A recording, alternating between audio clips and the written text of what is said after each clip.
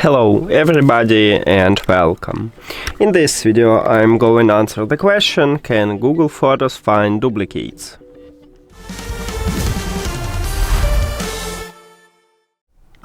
And let's get started by open Google Photos.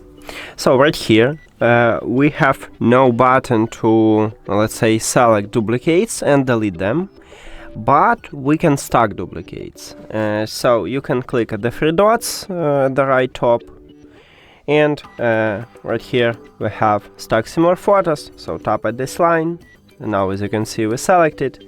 And now let's see right here, now it's set to the duplicates, and if you want to, you can remove one of these duplicates. Let's check for another photos and videos, and right here we also have stack with two duplicates, three duplicates. So as I said, you can click on it and remove some duplicates, and that's it. As you can see, now we have stack not three, just two photos. Thank you for watching this video. If you found it helpful, please consider subscribing to channel and leave the like on the video. See you later.